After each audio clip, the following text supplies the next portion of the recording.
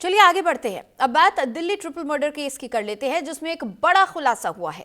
कमरुद्दीन के पास से तंत्र का सामान बरामद हुआ है।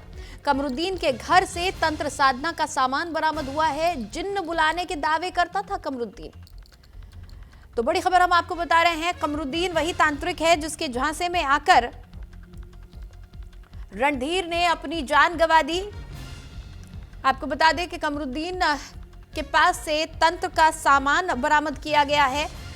कमरुद्दीन दावा किया करता था कि वो जिन्न को बुला सकता है और इन तमाम सामान से अब पुलिस को इस केस में और मजबूती मिल गई है, ये साबित करने में कि कमरुद्दीन किस तरह से अंधविश्वास फैला रहा था और इन हत्याओं से कमरुद्दीन का क्या ताल्लुक है। तो दिल्ली ट्रिपल मर्डर केस में यह बड़ा खुलासा हुआ है। कमरुद्दीन के पास से तंत्र का सामान बरामद हुआ है, उसके घर से तंत्र साधना का सामान मिला है।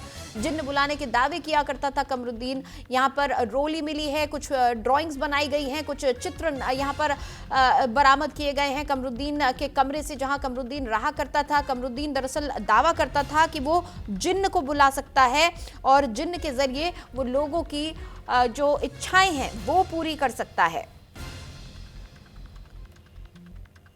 तो पीरागढ़ी फ्लाईओवर पर 3 लोगों की शव बरामद हुए थे एक कार में, और उस मामले में हर रोज नए खुलासे अब होते नजर आ रहे हैं।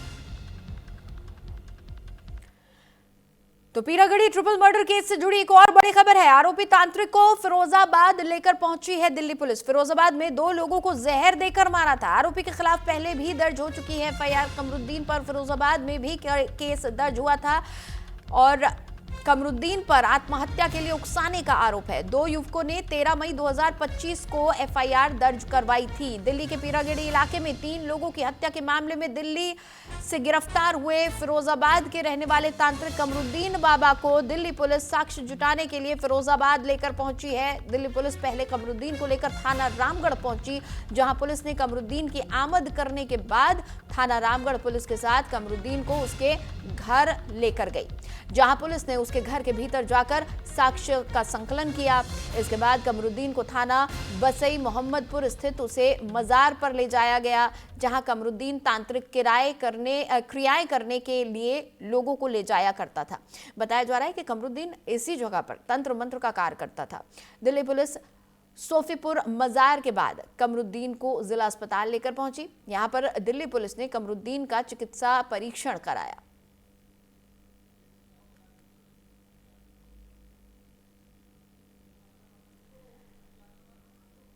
तो तस्वीरें हम आपको दिखा रहे हैं। ये जो शख्स इस लाल घेरे में आपको नजर आ रहा है, यही कमरुद्दीन है और इसने पहले भी 2 लोगों को आत्महत्या के लिए उकसाया था, जहर देकर उन दोनों को मार दिया था। इस खबर पर मेरे सहयोगी अली शरर हमारे साथ जुड़ चुके हैं, उनसे हम बातचीत करेंगे। अली शरर, कमरुद्दीन पेशेवर नजर आता है, ये कोई इसका पहला अपराध नहीं है, ये पहले भी ऐसे ही लोगों की जिंदगी से खिलवाड़ करता रहा है।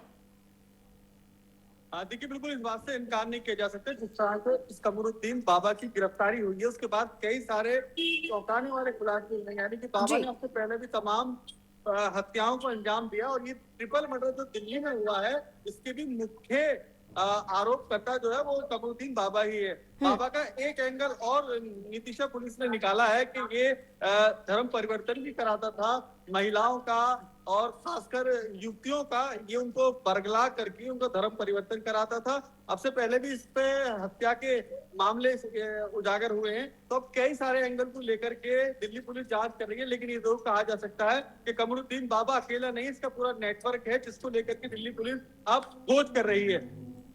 बिल्कुल, जिस तरह से तस्वीरों में सामान नजर आ रहा है, जो चित्र वहां से बरामद किए गए हैं, वो साफ इशारा कर रहे हैं कि कमरुद्दीन लंबे समय से इन सब चीजों का इस्तेमाल करता रहा था और शायद यही चीजें दिखाकर वो लोगों के लालच का फायदा उठाता था। जैसा कि हमने इस मामले में देखा, रणधीर को उसने ज्यादा पैसे का लालच दिया और जिन्न बुलाने के दावे किया करता था कमरुद्दीन।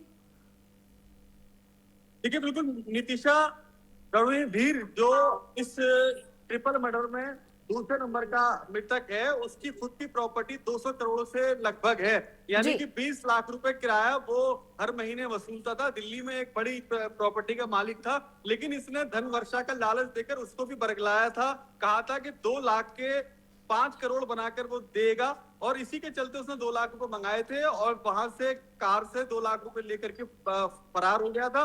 लेकिन पुलिस ने सीसीटीवी की मदद से इस कमरुद्दीन बाबा को गिरफ्तार किया है। लेकिन बड़ी बात यह है नितिशा, बाबा अकेला नहीं है, बाबा का एक पूरा नेटवर्क है जो कि दिल्ली उत्तर प्रदेश में काम कर रहा है। उसको पकड़ना बेहद जरूरी है, क्योंकि 72 वर्षीय बाबा अकेला इतना बड़ा नेटवर्क नहीं चला सकता। इसके पीछे बड़ी साजिश है और बड़ा इसका गैंग है जो उसको लेकर ऑपरेट कर रहा है। ये बड़ी चुनौती है दिल्ली पुलिस के लिए, जिसको लेकर लगातार दिल्ली पुलिस छापेमारी कर रही है।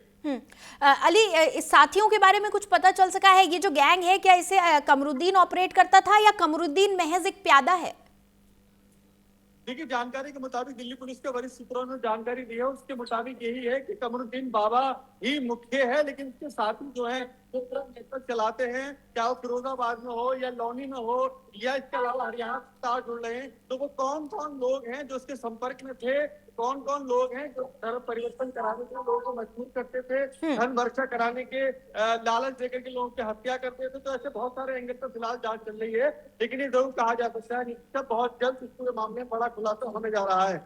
अली, कितने मामलों में संलिप्तता इन लोगों की है? क्या इस बारे में पुलिस कोई जानकारी दे पा रही है कि कमरुद्दीन के झांसे में कितने लोग आए थे? देखिए, कमरुद्दीन को रिमांड पे पुलिस ने लिया है और अब बहुत सारी चीजें खुल के सामने आएंगी, क्योंकि 2 से 3 दिन के अंदर कमरुद्दीन बाबा को अलग अलग स्थानों पर ले जाया जाएगा। फिरोजाबाद, इसके बाद फैजाबाद, अयोध्या, बहुत सारे तार जुड़कर आ रहे हैं जिसमें बाबा ने लोगों को नुकसान पहुंचाया है, धन वर्षा के लालच में हत्याएं की हैं, और वो अभी बहुत सारे ऐसे मामले हैं जो कि दर्ज भी नहीं है। तो उसको लेकर के दिल्ली पुलिस एक बड़ा नेटवर्क तैयार करके इसकी खोज में लगी है कि आखिरकार इस कमरुद्दीन बाबा के साथ कौन कौन है जो कि देश के अलग अलग राज्यों में छुप करके इसकी मदद कर रहे हैं। ठीक है, बहुत शुक्रिया अली इस तमाम जानकारी के लिए।